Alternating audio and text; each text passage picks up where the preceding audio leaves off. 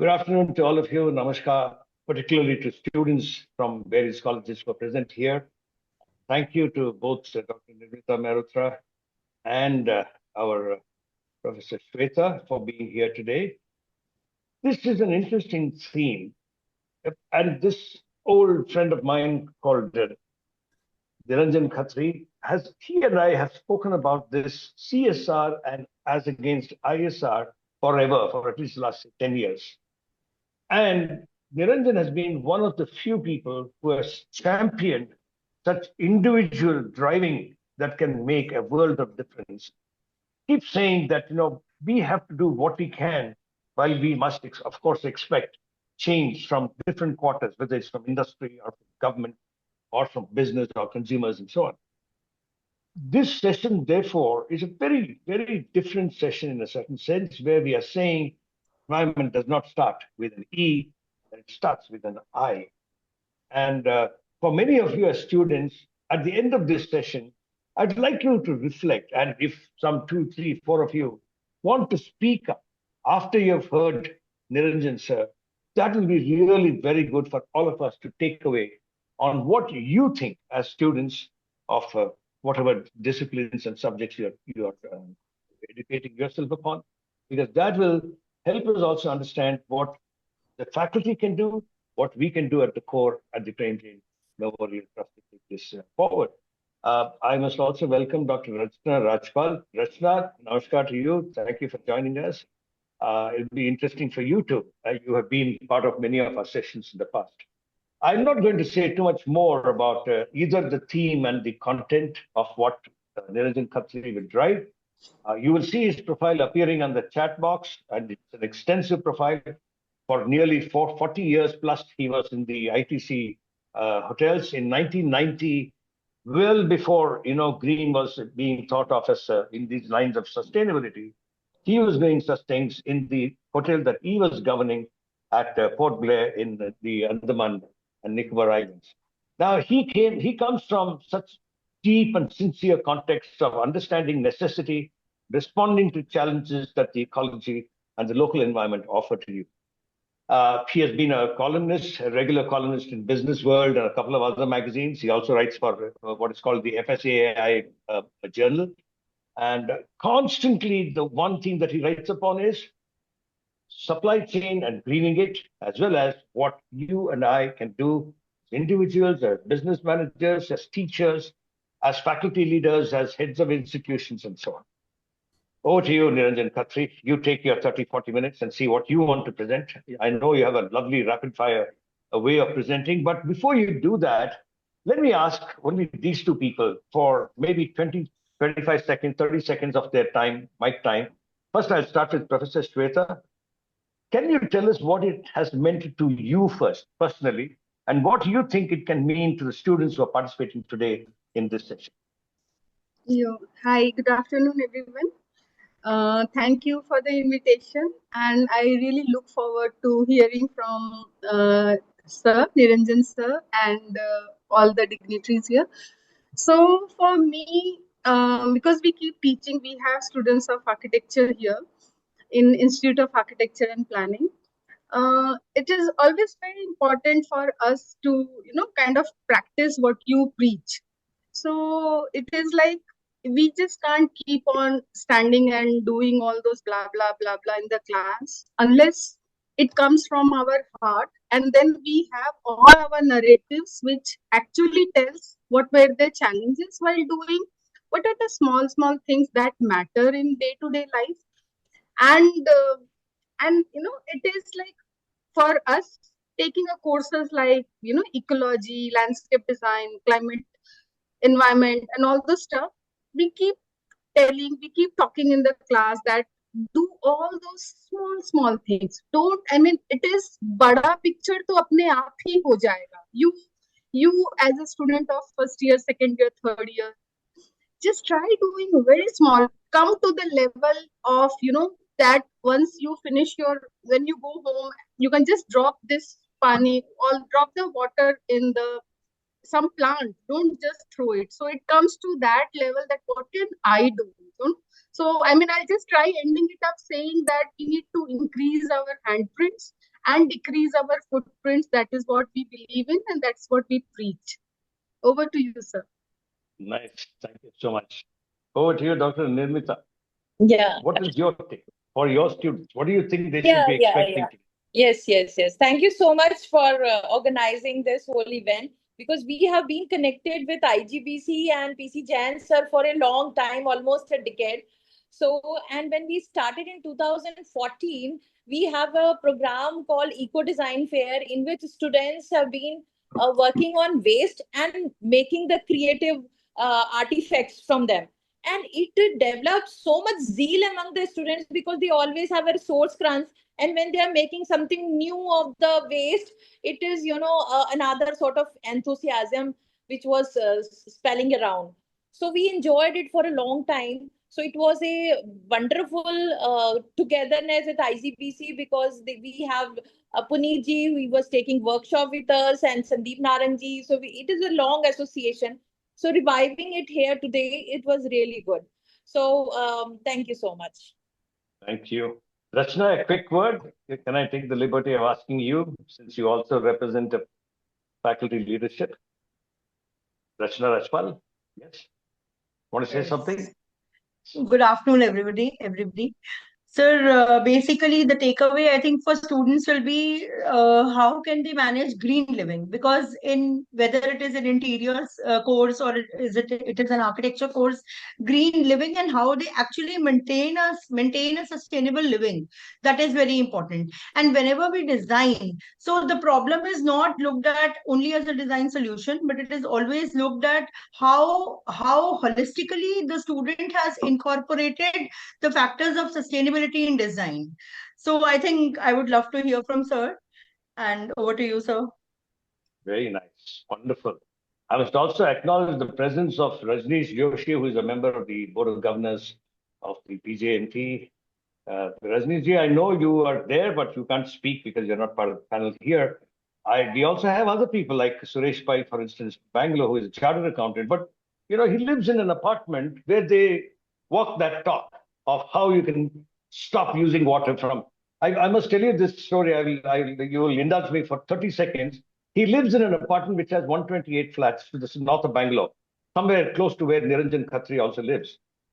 About 2 months ago, the Bangalore Water Supply Board, some representatives or officers come to their apartment and they ask them to see if they will want a formal connection of Water Supply Board. And you know what these members told them? They said, go away. We do not want you. We do not want the Jal Nigam to come inside our apartment. Those guys were shocked. They didn't know what to do with these people who did not want the Water Supply Board to actually supply them water formally. That is the story, I think, of the future, where you and I and every one of us in our individual ways, either in an apartment or in our homes, if they are individual homes, we stop depending upon anything that has to come from the government in terms of water or energy. How do we therefore get ourselves Purna Swaraj on the grid from water and energy is one of the things that we will be faced with as the challenge over the next 20, 25 years, especially for students here. I'm saying that to you. When you all become architects and engineers as you go along, you will have to look for things where there are localized, decentralized solutions that are available with technology or whatever that will guide it. I'll stop there. I will hand the floor over to Niranjan Khatri. Hope to learn from him. Thank you.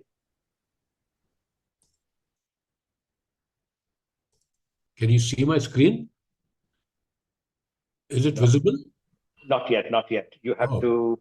Not yet, sir. You have to do that green button there, share. The green icon, Niranjan? I had already opened it and kept, so... No. Then you'll have to escape, probably. Escape, okay.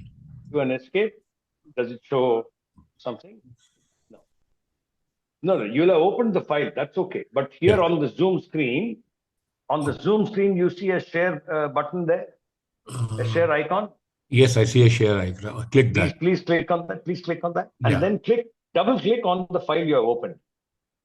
Double click on the other file. Yeah, you'll get it. If you don't double click, you can click and press center. I I think he's frozen now. Niranjan, is it a network problem? I think there is a network problem, sir. I know he's frozen Because now. we already had a test run. I think network problem is there. Yeah. No, normally he's calling me. Wait, just one minute. Yes,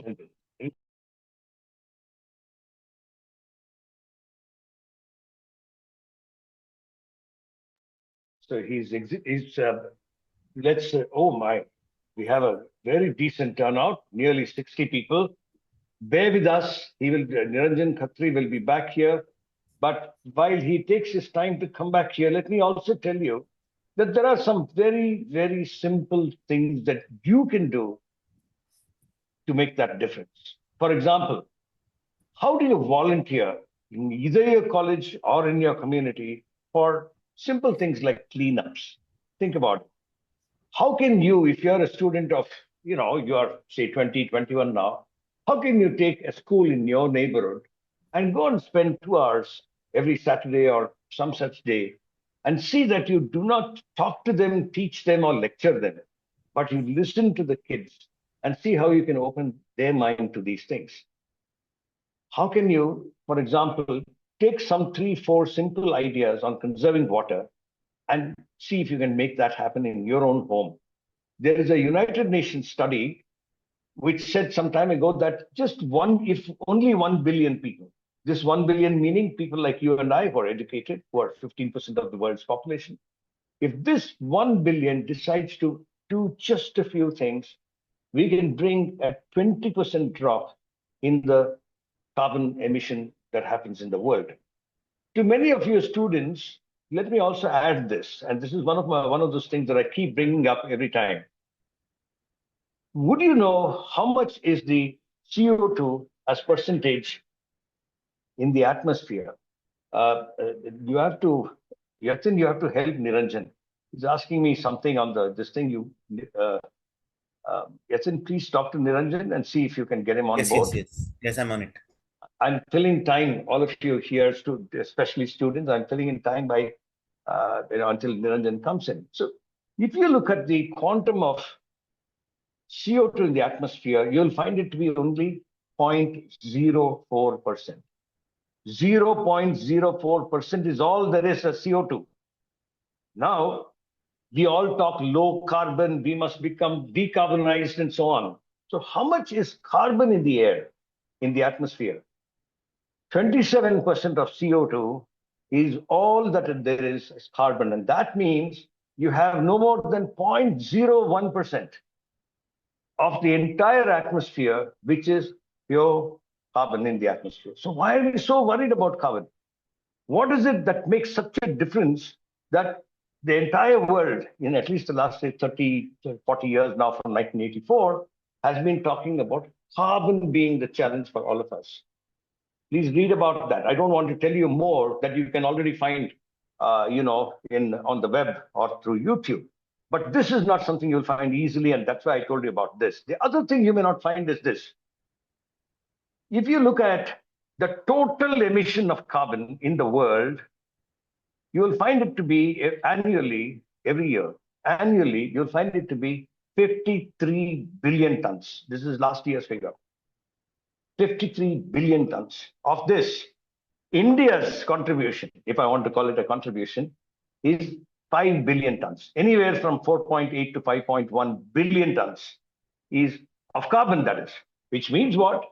You multiply that by 4, since I told you 27% of CO2 1 kg. So 4 times this figure of 5 billion tons, or say 20 billion tons, is the CO2 emission that you put out, you and I. And what is that CO2? If I use in my house, in your apartment, if you're living in an apartment, I'm sure many of you are living in an apartment. If you live in an apartment, Dr. Nirmita, do you live in an apartment or in an individual home? No, you have to unmute yourself. Yeah. No, I am not in apartment. I have a big garden around. Yeah. Okay. Now, but in your college, what would be the daily the daily water consumption or daily water demand? What would it be approximately in your college? See, we have the PhD candidates who are, meticulously working on carbon, because one student is a carbon scholar. No, not carbon. I am talking about water. And what is your daily water demand in your college, so that I can tell students how they can connect it to carbon? What will it be you don't have? Professor SHWETA, anybody here, Dr. Rachna, anyone here who can tell me what is your consumption of water in your college? Would you know approximately? Because if you don't know this figure, your students will not know this figure. The connect with carbon in our everyday life cannot happen then. Okay, let me put it like this to you. If I have, say, 100,000 liters of water that your college is consuming, or your apartment is consuming, if you're living in an apartment with 150 flats, with each home consuming, let us say, 600 liters, that's 150 into 600 or 90,000 liters. Am I very fast on my maths? Any of you students want to stop me? You can raise your hand. I'm saying if you have 150 flats, you're 4 people to a home, you are about 100,000 liters per day. And that in 1 year is 36 million liters. 100,000 into 360 days is 36 million liters. Now, this 36 million liters, there is a way of computing very basic mental math you can do on this. 36 million is 36,000 kiloliters. And 36,000 kiloliters, if you multiply by 30 units of source energy, you'll get a certain number. And 0.8 of that is the carbon kg or CO2 kg emission.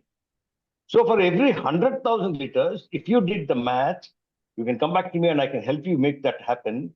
You will find that 100,000 liters per day of a 150 flats apartment or your school or whatever is 600 CO2 tons.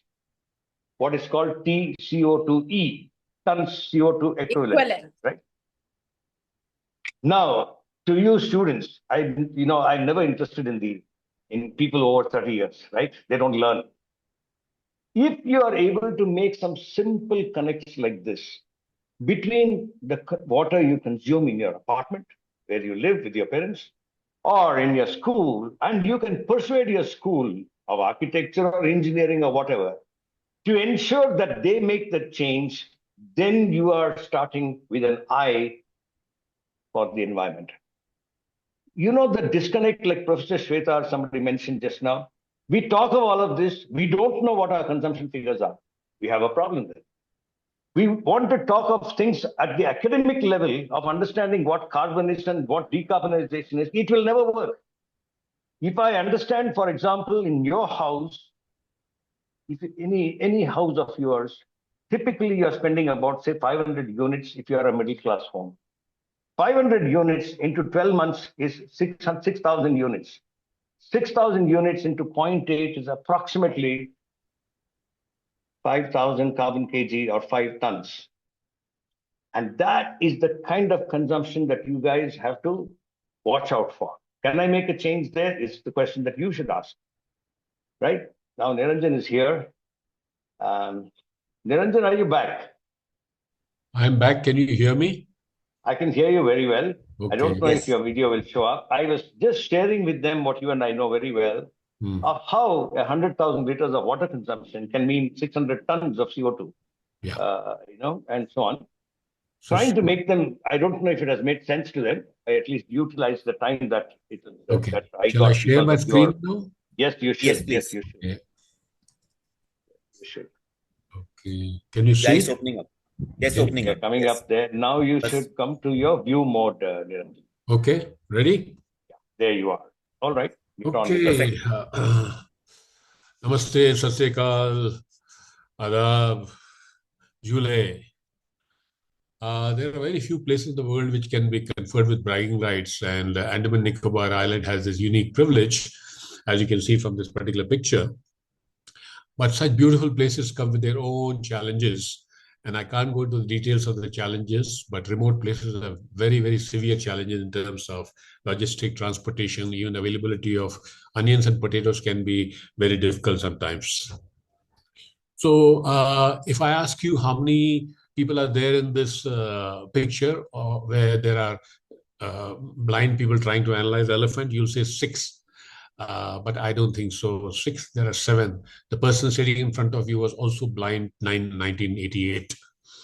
And I did not know anything about the environment. And if I'm sitting in front of you, it's courtesy late Admiral Govil, Commander-in-Chief of Navy, who nudged me into this domain by saying that, Niranjan, please do something about your packed lunch boxes. They are lying all over the island and littering the pristine islands. So, and similarly, I got a request from the conservator of forests that your tourists are breaking the corals, damaging the mangroves. Please do something about it. I promised both of them and did nothing for 2.5 months. I started feeling like a CBO. For those of you who don't know what's a CBO, CBO is a Chief Bullshitting Officer. So I was feeling very guilty that I promised, but I was not performing, and their requests resonated with me.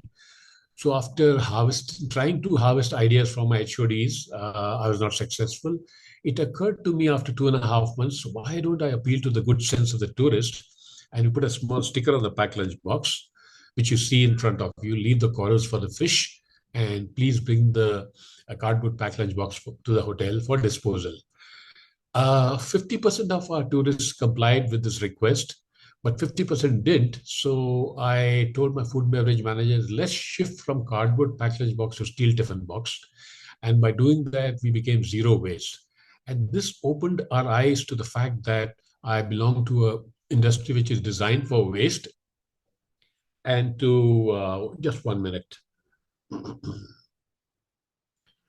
Our business is designed for waste, and we need to eliminate all this waste by looking at all the processes. So we got into Six Sigma, eco design, and ISO 14000, all this stuff.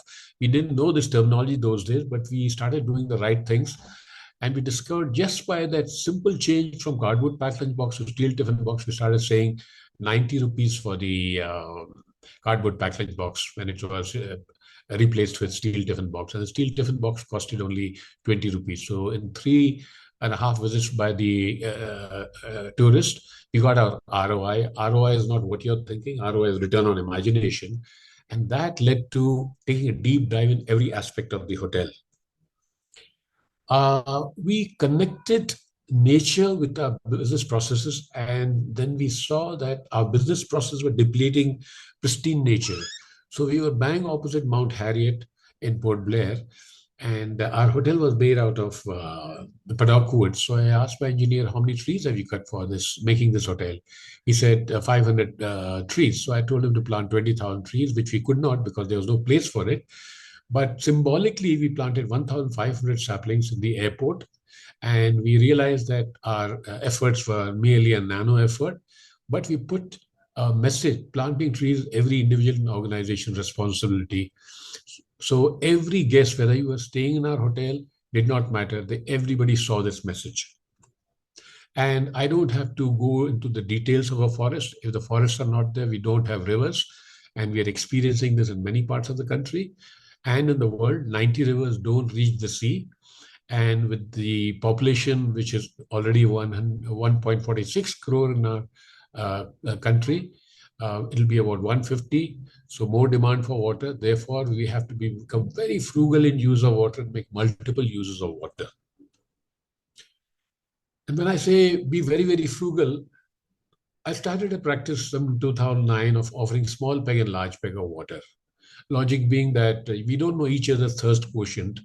And in the process of giving a full glass of water, which is the old practice that we are wasting about 200 to 300 crore liters of water per annum. So it's a paradox that on one hand, we say we are a water-stressed country, and then we throw unconsumed water to the extent of 200, 300 crores. Then there, in our hotel, we had a problem with our soil. So instead of, just putting cement and sand and fixing it, we took the nature's route. We picked up the tender coconut shells from the roads in Port Blair and anchored this tender coconut in the areas where we had the soil erosion problem, and we addressed it. In those days, we did not know that we got into biomimicry. Biomimicry is the art of copying nature to reduce your problem. And this perhaps gave rise to my current interaction with architects, where I say, you must dematerialize in the construction space. So they look at me very funnily, how can you dematerialize? Then I say that there are many ways of doing it, right from design stage, but details of that we cannot get into because I have a very short time to talk about it. But I'm just planting these ideas in your mind so that you work on it, think about it, and do some homework. Then we had severe challenges in getting staff over there. Nobody wants to come to Port Blair. And there was one orphanage, and the head of the orphanage said, after the age of 16, these boys have to be thrown out. What can we do with them? So I said, look, why don't you send them for training for 2 hours after their school? That school used to get over by 12 o'clock. And we used to train them in F&B service, housekeeping, and kitchen. And we said, we're not promising a job, but if they get a job elsewhere, we have no problem at all. And made a humble beginning in training people in a remote place. And then we also started training in our own hotels in many locations. And in 2008, the NSDC formed the Hospitality Skill Council in 2008. And I'm told this particular skill council and the skill council which teaches spa work are the most popular, and they generate maximum employment. And today we have to create a lot of employment, keeping AI in perspective. And we used to get 2 flights a week from mainland, only 2 flights a week. And many passengers would not eat the butter or the bun, and that was being thrown away. So we suggested to the landfill, to the station manager, to aggregate this twice a week and give it to the orphanage. In the bargain, we started avoiding the landfill site for putting any garbage. And for your information, the food industry wastes $1 trillion worth of food every year. And that leads to a huge amount of emissions from the landfill sites. So we have great opportunity lurking all around us, whether you're in the home or in your canteen, not to waste. Take less food, but go back and take some more if you want, but don't pile your plate. Now, we kind of implemented 17 initiatives in the hotel, and I'm not going to go into the details of this. And on a very tiny turnover of 50 lakh, we say 4.5 lakh without the help of any consultant. And in 2015, when the United Nations Sustainable Development Indicators came, we compared our work with these 17 indicators, and we found that we had conformed to all the 17 indicators. Now, those of you who don't know about this, please Google this. Today, you're very lucky that some keywords you put from what you, the learnings that you derive from here will lead you to enhance your knowledge. And I was also attached to a project, and I realized that the migrant laborers, nobody adds value to them, even today. So I taught them how to make solar cooker with a cardboard box and aluminum foil so that they take this idea back home. Similarly, we taught kids also. Now, this idea did not gain traction, but there's a place called Sahel in Africa where they have cut all the trees, and such solar cookers are being used by the people. And this solar cooker generates a temperature of about 75 degrees. So for 4 years, I cooked in this, cooked my food in this and demonstrated to people that this works. Otherwise, people have a tendency to laugh. Now, we all know there's a gender inequity in our country, and this cartoon is lovely to, convey the message. You want one more chapati? You've already put on a lot of weight, Shanti, and look at Shanti. So we started focusing on how to add value to women who come and work in your house and my house. So in 2004, we made a domestic help training program where we said, how do we upgrade the domestic help in each home?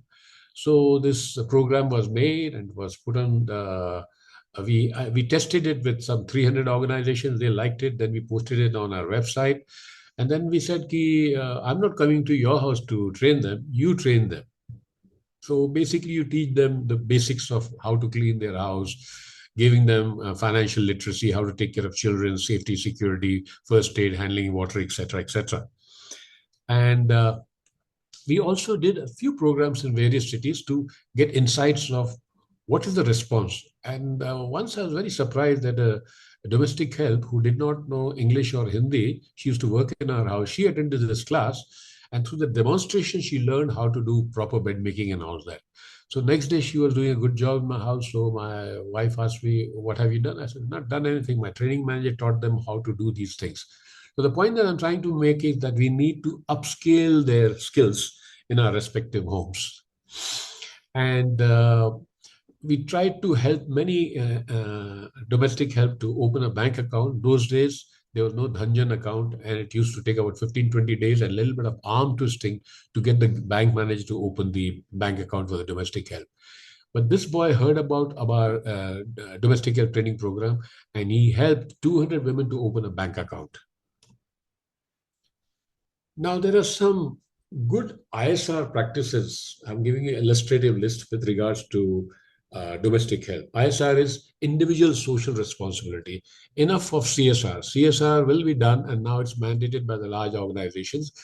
But how about you and me doing things at home and adding value to our domestic helps?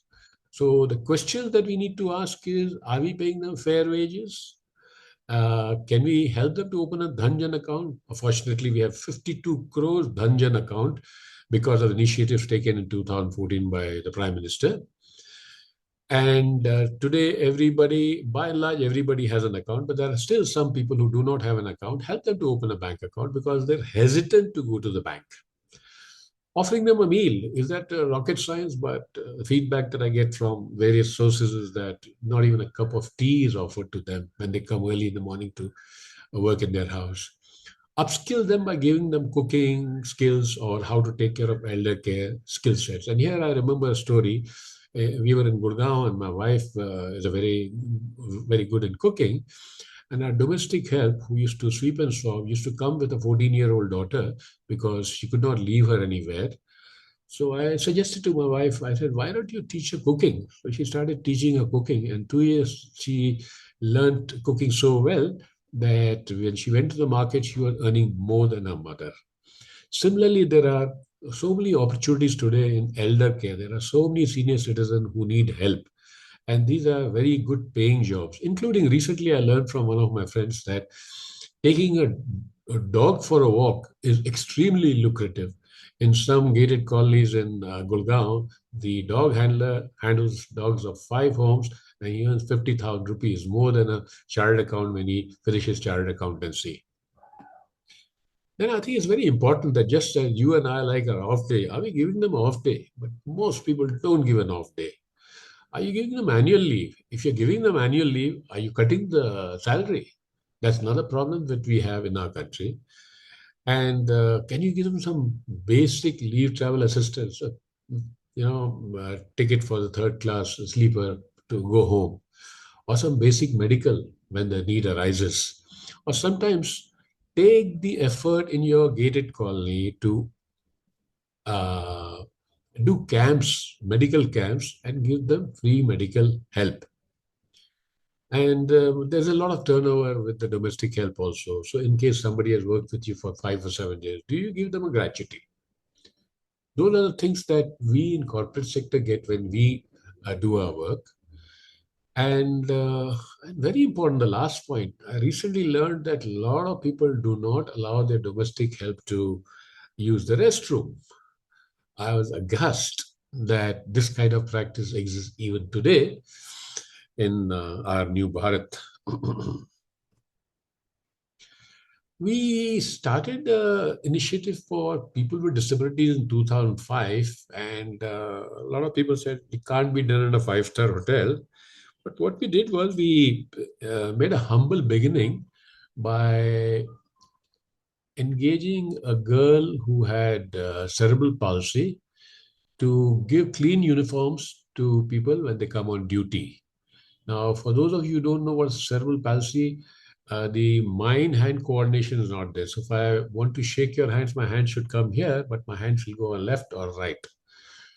So after a month, I asked my HR people, how is she performing? She said, she's performing very well, but she's done something which we never thought of. Like in hotels, what happens is there's a pecking order. If Mr. Hariharan is the chef and I am a waiter, I'm standing in the line before him to get my uniform. He'll cut the line and come and say, I want my uniform. And earlier, they used to give it to him. And I wouldn't say a word because he is out there. But when this girl was there, she would tell Mr. Hariharan, why don't you stand the line? Others come before you. Mr. Hariharan knows the condition of this girl and very sheepishly joined the queue. It's a beautiful story. Similarly, what you see over here in the bottom is the girl, Sujata Devnath. She speaks like you and me. We thought we'll put her in the telephone department. Then we did a reality check and we found that she had to negotiate 15 steps to reach over there to the telephone department. So, no, this is not possible. So we put her in the engineering control room where there's a need for that. And why engineering control room? Because in line with the staff entrance, staff cafeteria, and staff toilet, and she moves around independently. So this gave us an insight that our hotels were disabled. Our hotels are very old, and universal design was not even expected those days. So we did a retrofit in all our hotels and got it rectified to the extent of 85%. And then we took a policy decision that all hotels will have universal design principles from design stage. And those of you who are in Bangalore, the ITC Guardian is the first hotel in 2009 to have the universal design detailing executed in the hotel. It was the first hotel to get an award from the president. Similarly, the other two ladies in the middle and the side, they are both visually impaired, blind, but they play very good piano in the lobby. And people love them. And when we told them that they're blind, they were very impressed. So the whole idea was to cascade these niche opportunities which people had not thought of by doing job mapping.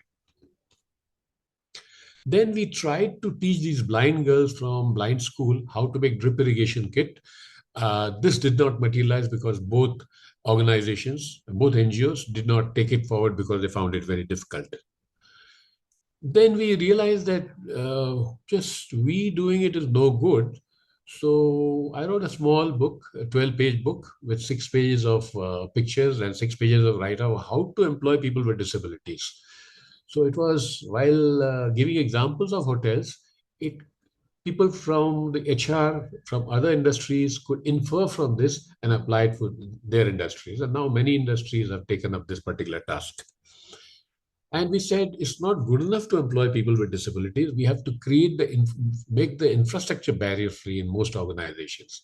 And those days, even today, the infrastructure is still not barrier-free, but it's much better than what it was earlier. So we wrote these books, courtesy a lady called Shivani Gupta. And she is a person on a wheelchair. She met with an accident. She did an architecture course in London. Her fingers are all, wobbly. And she wrote these 2 books, and we kind of printed and shared it with the community at large.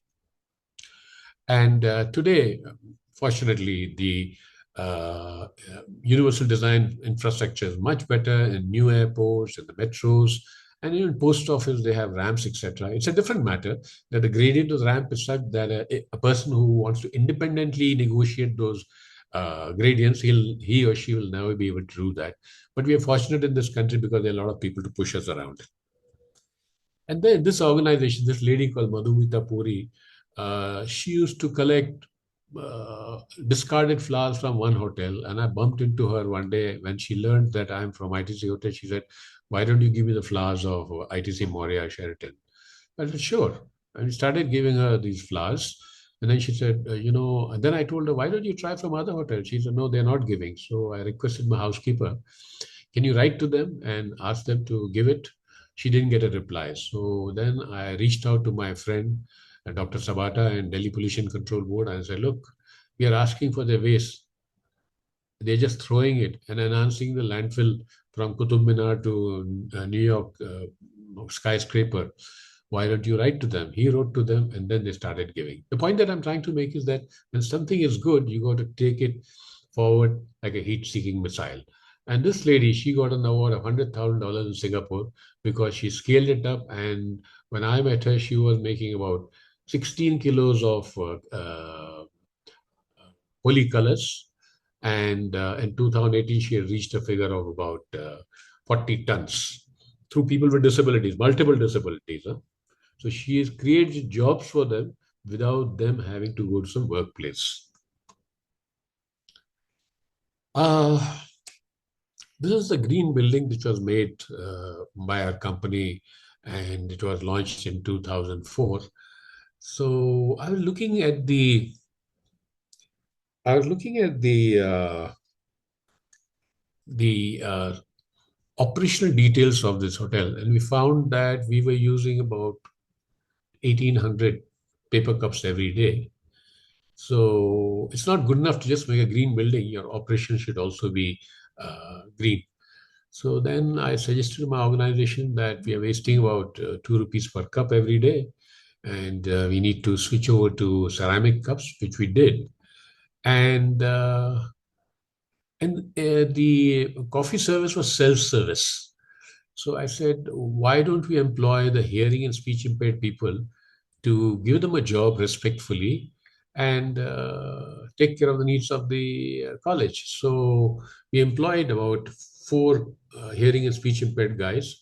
So if Hari came to my office, I'll ask him, do you want tea or coffee? Okay. And then if Hari says, I don't want sugar, then I'll tell him no sugar. So Hari will wonder, what the hell am I doing with these guys? Why are you doing sign language? I'll tell him why we are doing this. And most people were very impressed that we employed them thoughtfully, giving them respect, proper uniform, etc., etc. So the brief that I gave to my HR managers was, while employing people with disabilities, we employed about 300 people with disabilities those days. So people used to say, wow. I said, why? What's so wow about it? We have 7 crore disabled people and we need to scale this up. But if I went to my competition hotels and requested them to do this, they would have told me, go fly a kite. So the 2 books which I showed to you earlier were put on the website, and people slowly learned that it enhances the value of the particular organization by doing it respectfully. And I remember the lady from Lemon Tree, she came, she spent 2 days with me and I gave her all the inputs. And today they are doing a very good job. They've employed about 20% of their staff is people with disability. And now they've gone into taking transgenders also in their facilities. So I like the quote of late Kofi Annan. I hope corporations understand the world is not asking them to do something different from their normal business. It is rather it's asking them to do their normal business differently. So,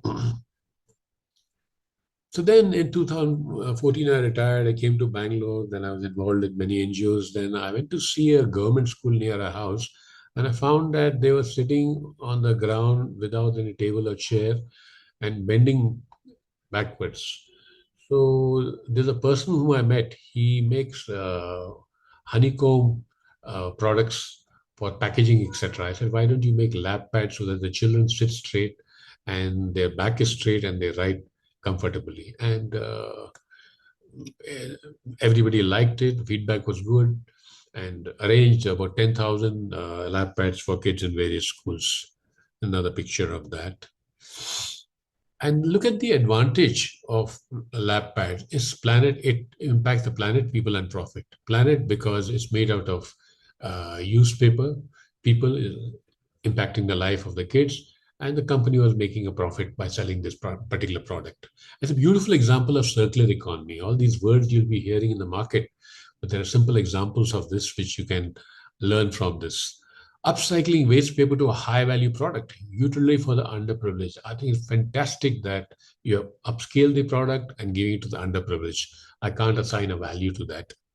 And low embodied energy products. So that means very little energy is used and very little water has been used. Fantastic.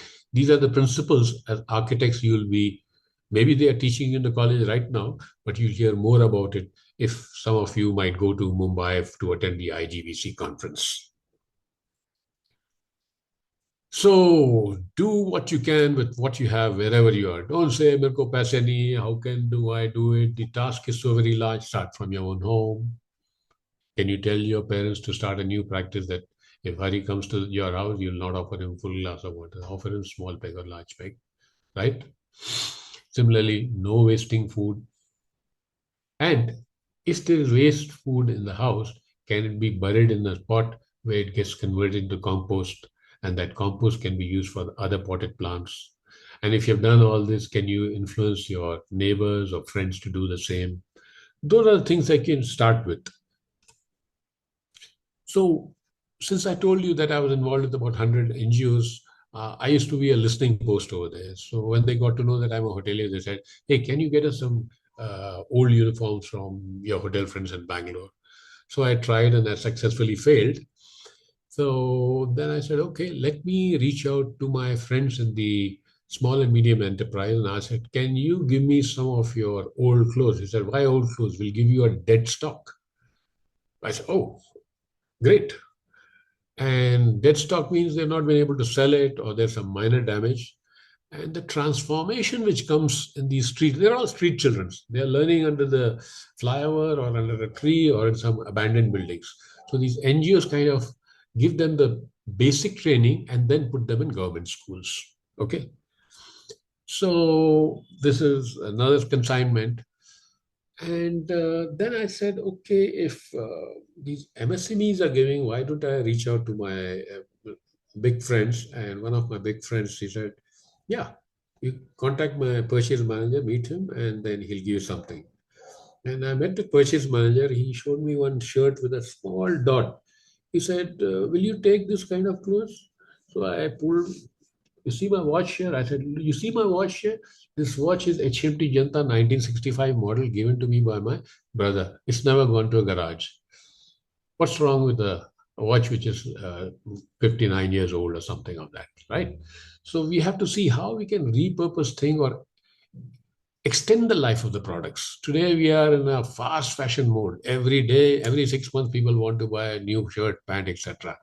And there is landfill sites just filled with old clothes. At least don't throw it, wash it and give it to an NGO called Goonj, which is got centers in every city in the country. Goonj, remember Goonj, right? Or give it to somebody who really needs it. Some more pictures. And just recently, just about 2 weeks back, I approached one school, and today I get a call from them that they arranged a busload full of books, various things, and old clothes to be given respectfully. I told them that, look, if you are giving old clothes, don't give some dirty clothes. It should be washed, properly ironed, packed properly, and then given. And they've confirmed to me that they have done that. So what I'm saying is that I don't have all the resources, but just a call here, a call there, and you're changing the life of a large number of people who will never get this kind of stuff. And I'm involved in our housing society. I'm part of the management committee. We have done some project work in the last 1.5 years. So the picture on the left, these guys, they helped us to desilt our rainwater harvesting pits. And those pits are really narrow. The radius is about 3 feet only. You have to go down 12 feet. So we had jockey-like people who would enter there and do this work. And it was very difficult work. And once they finished all this work, we felicitated them by giving them a steel tiffin and some dabba. So that contractor said, sir, we have done this work in so many places. Nobody has done this to us. I said, okay, we value your work. So we'd like to respect them for what they have done. And this is a recent picture on the right. We have just finished our pipe laying work. New pipes have been installed. And here again, we are felicitating the contract labor with this. I think these are the things that we need to do when you're in a position of influence and power. And architects have great influence and power, but if I may be candid, they don't think of these things. This is not part of the checklist. I'll hope that this becomes part of the checklist in the future. It's very important to understand a little bit about innovation, the ability to take risk. So when we started this initiative for women, people said, yeah, nobody will do anything and all that. But today has gained traction. There are NGOs who are training the domestic help and they're commanding salaries of 48 to 50,000 rupees in Delhi. Then I was suggesting to Government of India that, look, why don't we impart training to them and give them a certificate so that they can work in Middle East or in Western countries. For example, in Philippines and in Sri Lanka, they impart very good training to them, and they're in great demand in Western countries and Middle East, etc. And in Sri Lanka, they remit $1 billion every year, a small country. If we get our act together, we can do much better. And you'll be happy to know that now Government of India started a Skills Council for Domestic Help. This was started in 2014. Breaking the existing industry norms. Now, in five-star business, if you've got people with disability in all departments, including front of the house, it's a disruption. So what did we do in our hotel in Windsor Manor? We got a hearing and speech impaired guy whose job is to smile and open the door for you. He's still there. He joined in 2005. Now look at the collateral benefit of employing people with disabilities. They don't run away like you and me. 10 rupees zyada mila, you run away somewhere else. No, they stick to the job. And why they stick to it? Because we have no sympathy for people with disabilities. We have only empathize and we do the right things. If you do the right things, people will respect you for that. And I recall way back in 2006, United Nations wanted to have a conference on disability, and they chose Windsor Manor to have that conference. And we didn't even know about it. They came to us. The point is that when good work is done, you don't have to do tom-tomming. The word gets around. Demonstrate latent value not discovered by industry. I gave you example of the discarded flowers. It improved the life of so many people, right? And there again, I've been telling Government of India, we have Ajmer Sharif, we have Tirupati, we have big temple towns. Look at the way they are discarding the flowers. Why can't these centers be there so that they also convert the rose petal into holy colors or for some other application? Always think of latent design, not thought of by customers. But when you give to customers, they say, wow. For example, the Disability Initiative created a lot of wow for us. Oh my God, you are giving jobs to people with disabilities in front of the house. Then we tell them the story. We started in the back of the house so that we ensure that our internal customers are happy, because if they are not happy, then there'll be dissonance in service design. And therefore, this leads me to another example. In 2005, there were hardly any five-star hotels in Bangalore. So there were 3 girls taking reservation, but not loading it on the computer because of lack of time. So we got one guy who is hearing and speech impaired, but he knew how to handle a computer. So these 3 girls would take the reservation, give him the voucher, and he would load it. And this helped the front office manager to decide how many more rooms to take or not to take. Many times he did not have this information. In the night, he'll find that he is left with 10 rooms unsold, and that's a huge loss for the hotel. Thanks to the intervention of this guy, he helped us to enhance the revenue by 16 lakh. And there are many such stories, but I need to stick to my time. Otherwise, Hari will give me a rap on the knuckle. So for your information again, we shared all this knowledge with policymakers, right from Port Blair onward. We said, we have done this, but this is a nano initiative. You need to use your policy levers and upscale these things. So government has started a skills council for people with disabilities also in 2014. Then you might be aware that 75% people are malnourished in this country, right?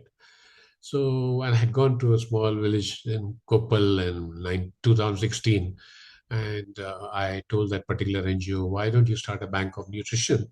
He said, what the hell is that? So I told him that, look, why don't you nurture moringa, guava, papaya, amla, lime, etc., and give it to people in your surrounding villages. And he did that, but it didn't gain traction there. It went to about 6 villages, and there was a hard stop. Then in 2020, there's another NGO I know, Paritosh Sehgal, his organization called Navsayog Foundation. I told him, look, Paritosh, you are taking care of the nutrition of the mind, but you're not taking care of the nutrition of the body with the poor kids that you're teaching. He said, yes, you're right. So I told him to start this, and he has spread it to about 325 villages. For me, that's oot ke muh mein jeera, drop in the ocean. But the model is there for everybody to start. And we need low-cost, high-impact ideas. And, you know, I was reading some magazine today, and I found that a child goes blind every minute in the world. And the cataract operation is done for a patient. His earning is about 1,500% of the cost of the cataract surgery. Fantastic. These are ideas which are not there in the public domain. So when we started this initiative for Bank of Nutrition in Karnataka and Tamil Nadu, We told Paritosh it must be recorded, right? And the kids will take care of it along with their parents. And next year, take a picture to show what is the growth. And we're not taking the fruits from them. It's for them to take it. And once you plant these trees, you're enhancing the green cover. And the collateral benefit of this is that the birds, bees come back and they help to enhance the yield of the farmer's whatever crop he's growing. Here's an example of same girl. Now she's got papaya in her house. Different examples of different villages. Here, one more, a moringa plant. Then one of the ladies of this Beat Foundation, Beat Force group, she went to see this on the ground and she was very happy with what she saw in the villages. Then with another NGO, I suggested them that they must use vetiver grass wherever they have ponds. So they got into vetiver in 2022. And again, coming back to Navsayog Foundation, he works in Tumkuru, and Tumkuru, you might be knowing, is a water-stressed district. I said, look, why don't you help the marginalized farmers who own about 1.5 acres or maximum 2 acres of land, take some land from them and make ponds so that we make them resilient in face of climate change. They'll be affected the most. They're already in a distress in various places. Last night, there was news that 39 or 40 farmers have committed suicide, I think, in Maharashtra somewhere. So how do you add value to them? So 2 farmers agreed.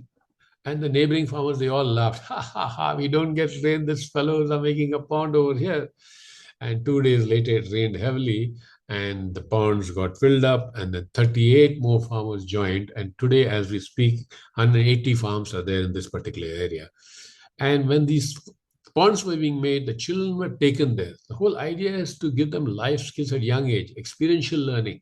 We are giving blah, blah, A, B, C, D, Baba, black sheep. No. Teach them all that, but teach them on the ground what they can do. Okay. Here are pictures of that.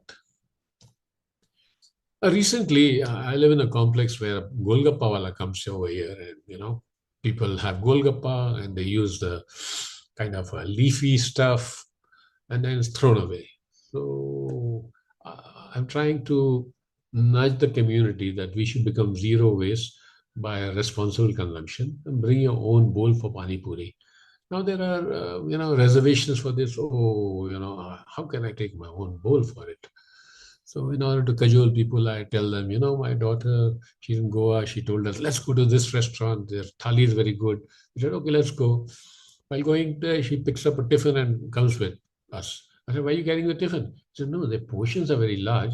Leftover food will bring it back. I was so happy that she was doing that small step.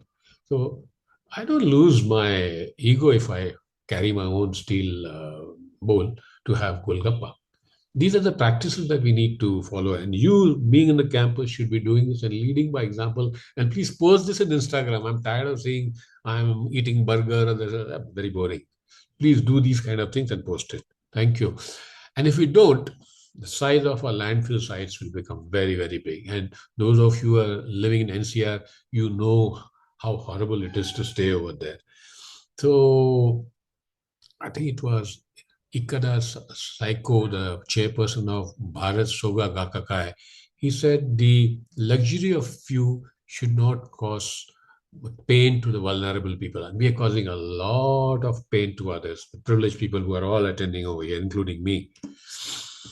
So everybody wants change, Oh, yeah. Ooh, okay. Who wants to change? And then the hands go down. So stick your neck out. If you want to innovate, you have to stick your neck out and make mistakes. Doesn't matter. But unfortunately, in our country, we are designed in such a way that from young age, we kind of discourage the kid. Don't do this, don't do this, don't do this. So I watch my daughter. She never says no to her daughter.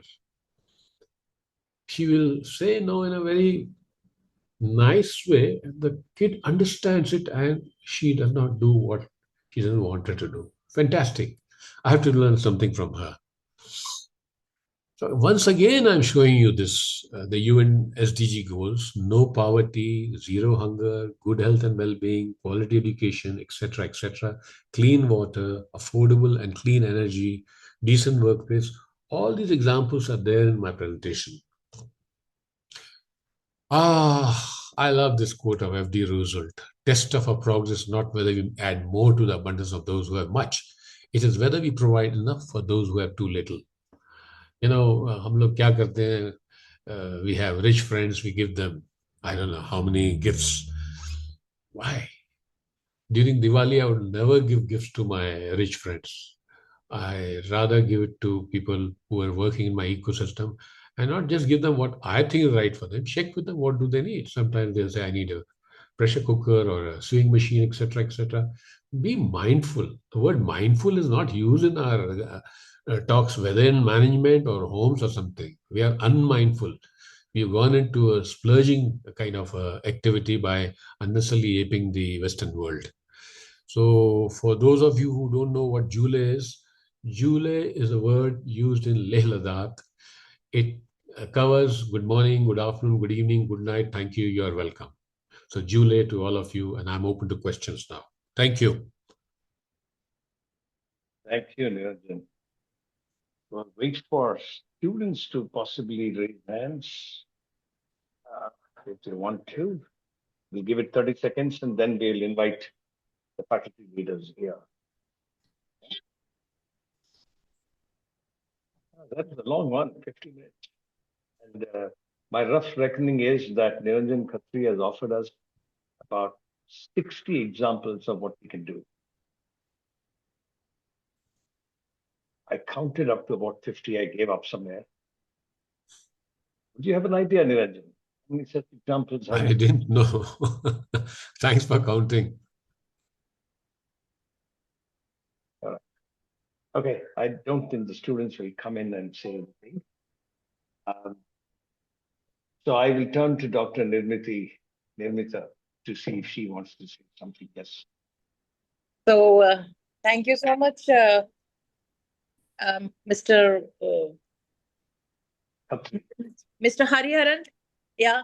So you posed a question about water first thing. So see, we always take it as a 120 to 150 liter per day for designing purpose, you know. But nowadays, as we can utilize the grey water, the double pipe system is coming up in the new buildings. So a lot of efforts are there. And in our, I have started together with the IGBC, we have a nature club in which we are promoting and trying to protect the, we call them nature warrior rather than, you know, the members.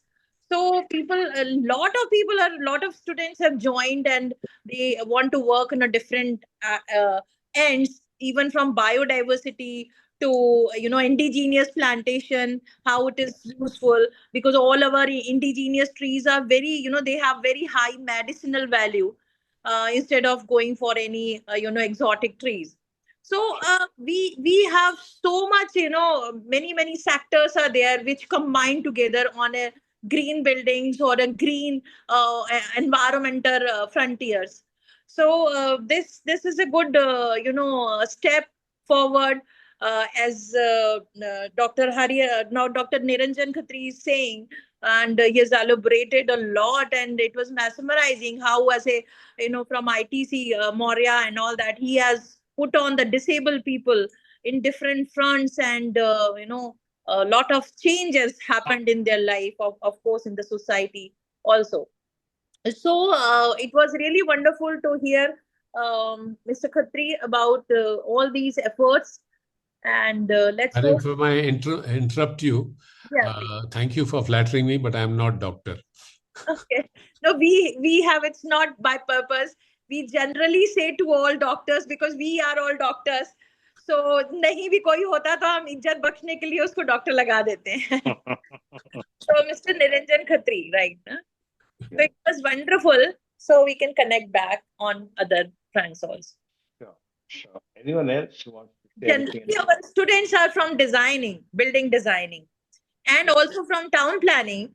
So town planning also goes in that, like how ecology frames out of this, you know, carbon, as you were trying to connect water and the carbon emissions. Generally, we have transportation and how we plan the city for the vehicles or for the people. So we have more vehicles roaming around and more carbon emissions all around.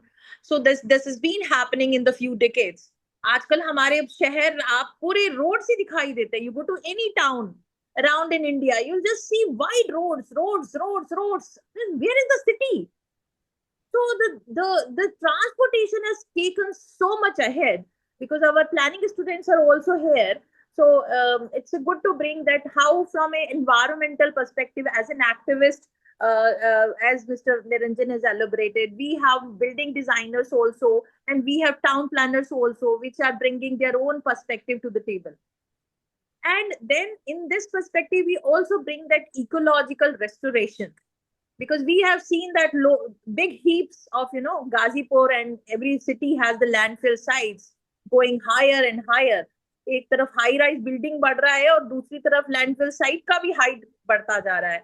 And though we are trying our best to, recycle, refurbish, repurpose, we have reduced the waste a lot, but we are not actually able to curb the rate of the landfill growth.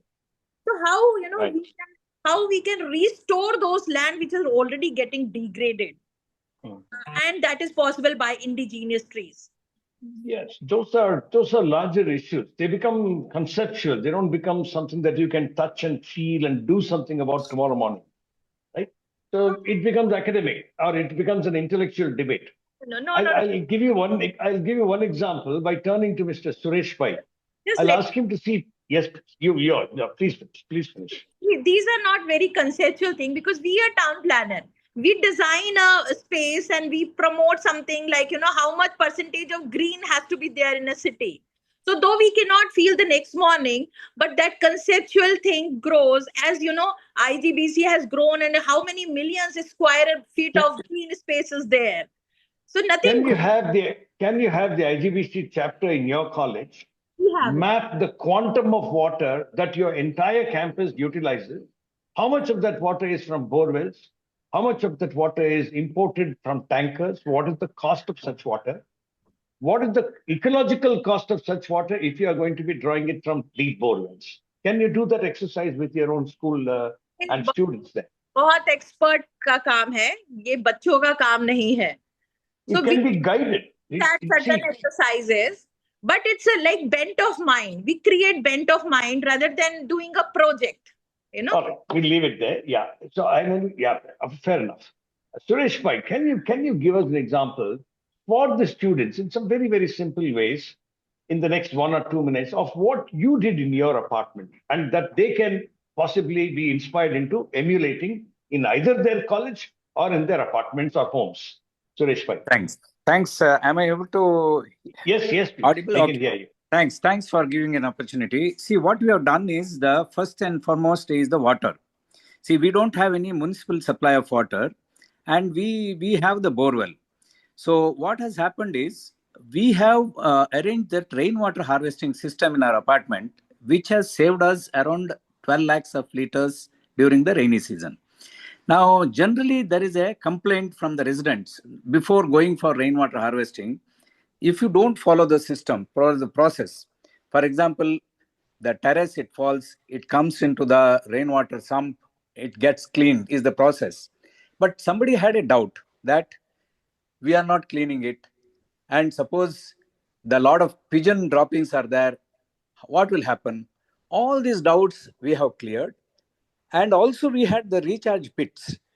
Whatever the water gets into the floor, it gets into the recharge pit, so that our borewells are always full of water.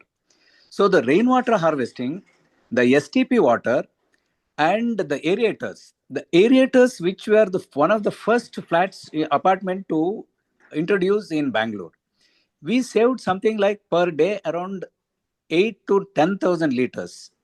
Of course, housemates had other necessity to remove the aerators over a period of time, but it did not happen. Some flats, some maids, and we trained them what is the use of saving the water.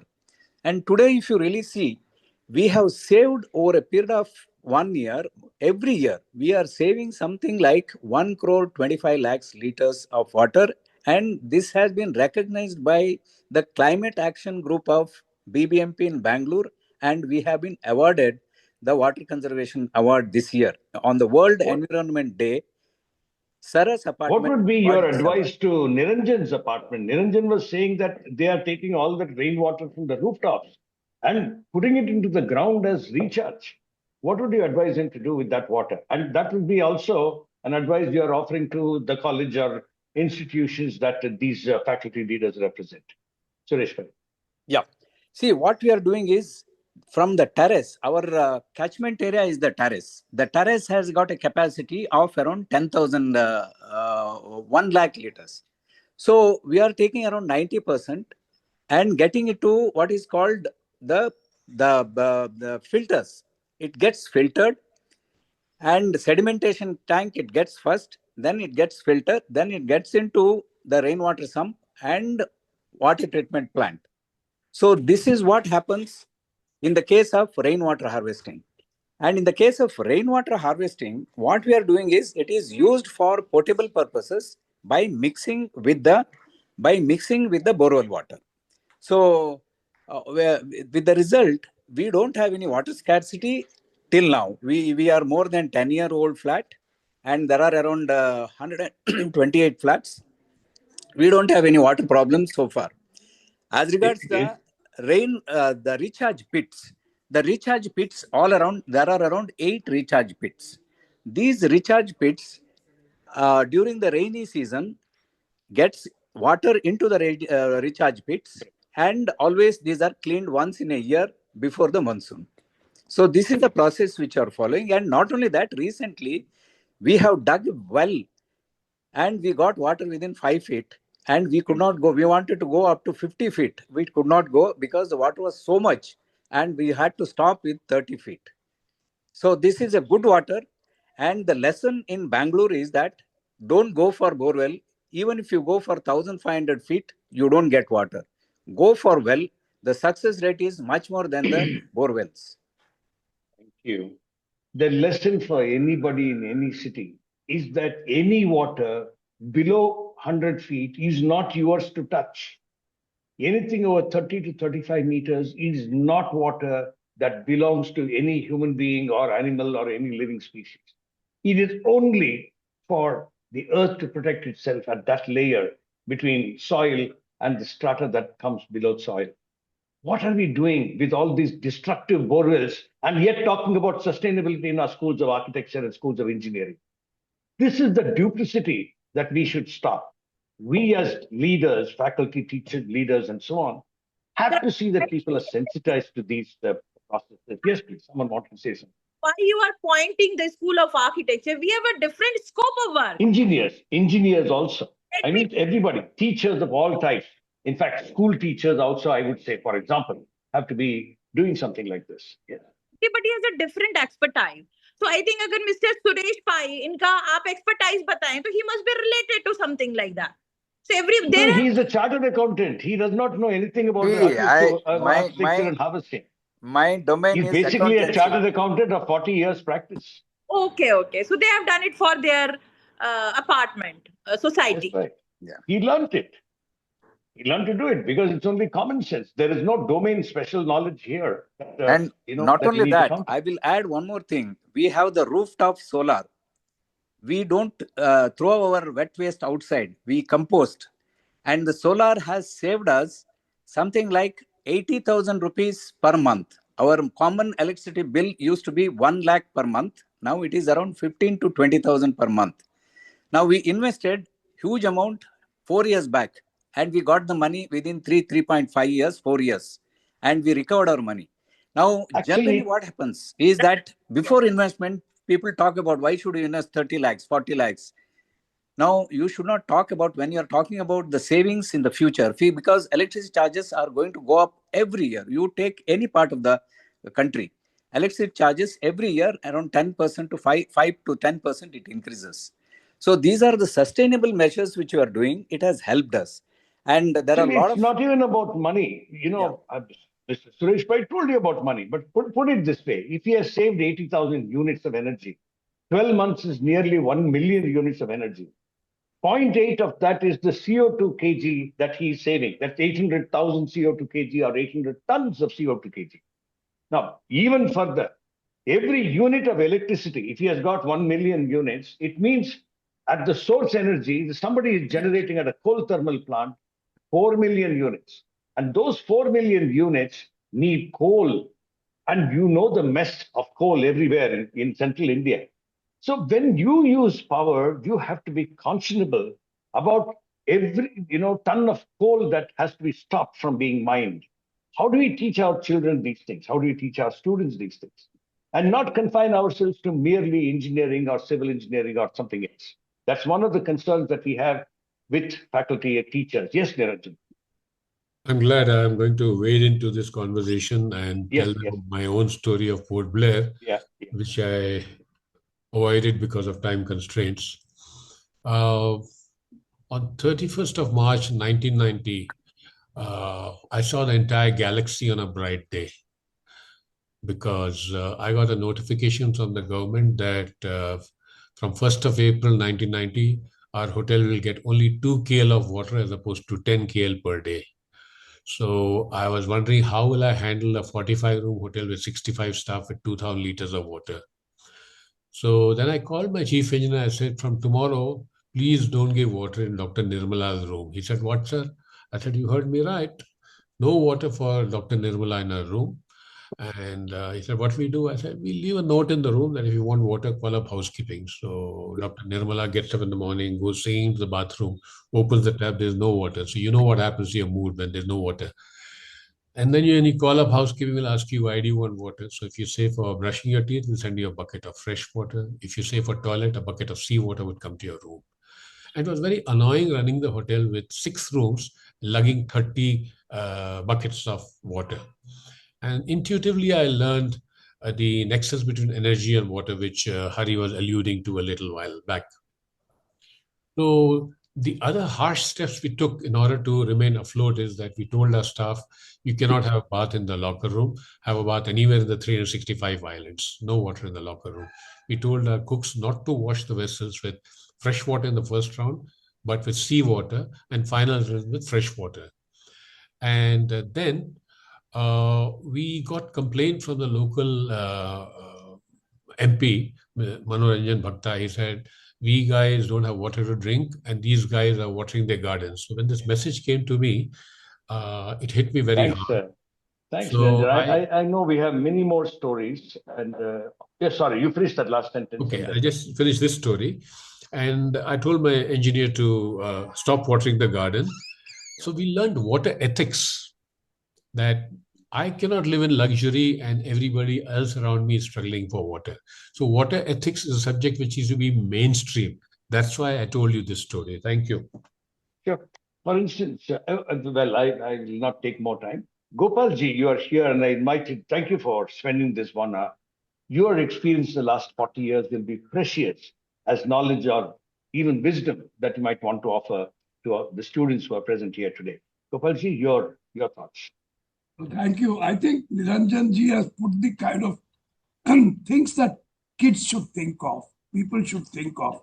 I mean, once you start triggering their creativity, there is going to be plenty of solutions found, much better than what even Nirmal has done.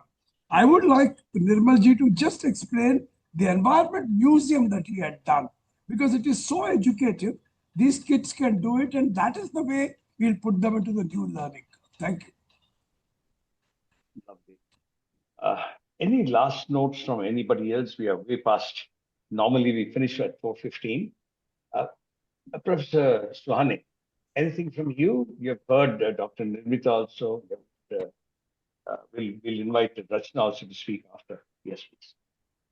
Yeah, thank you, sir. Thank you so much for all those small examples. I was actually making notes, and because these are the small things which matter, and I personally practice so much of whatever you say, that taking care of our house helps, and it is what we teach our kids, kind of making a washroom, separate washroom for them, and it's very small things, but taking care of their medical health.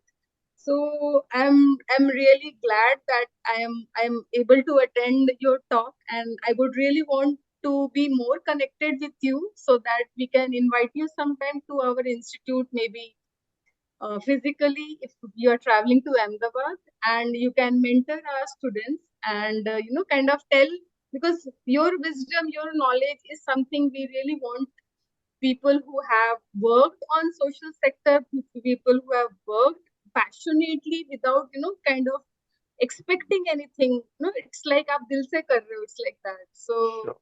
I really do More connect. than, if you invite him over, you'll spend about 3,000 kilometers, air time or rail time. So even And that's more online is carbon. fine. Even online Online is is fine. best. Online is Yeah. ideal. Right? The important Online thing is is not listening to him. The important thing is getting probably even 20 children to say, 20 students to say, I will take 2 of the 56, 58 exactly. items that he spoke about. If you can achieve that, then you're on. I second you, sir. Sir, I had Yes. one question to Niranjan, sir. To the slide, what you were talking about, upcycling of wastewater for some high value impacts and making it some utility for underprivileged, etc. Do you have some examples which we can kind of talk Yes. about Yes. it? So, I mean, very quickly, if you can just let me know, because very quickly, I'll give you an example. We A have company very in little time also. Yeah. Go. a company in India was exporting gensets to Europe, and they were packing it with wooden crates. Then EU country says that we don't want wooden crates, we don't know how to handle it. So when they got this mandate, there's a company called Vaspar which made this honeycomb uh, Sure. cardboard Packaging. stuff, and they used to pack it very neatly in that, and it was openable. So this paper is recycled, and they reduce the weight from 120 kgs of wood to 60 kgs of this particular paper, and it did not damage the genset when it was being loaded in the So there are many examples ship. like that. Okay, We'll take so it that's one offline. example Dr. too. Rachna. Yes, Dr. Rachna, last words from you. We will close after. Yes. So the whole seminar was very enriching, and I was really actually thinking that when we teach students, the first example we teach students is the Indira Paryavaran Bhavan building in Delhi. And the second, and I've personally been to both the buildings, the second one is the CII, Godrej CBC Center in Hyderabad.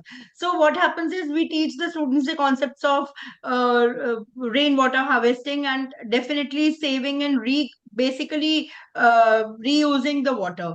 So everything was coming into my mind, and it is very nice that we should start from the basics, and the students should learn the concept of green living, and they should start from conservation of water and resources at their home itself. There And are many then, more such examples. yeah, Forget green buildings alone.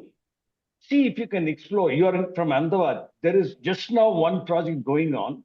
It's a pharmaceutical company which has today about 750,000 liters of water per day. We are reducing it first to 400,000. And then we are ensuring that that 400,000 does not come from bore wells. Today, all 100% of that 750,000 is coming from bore wells.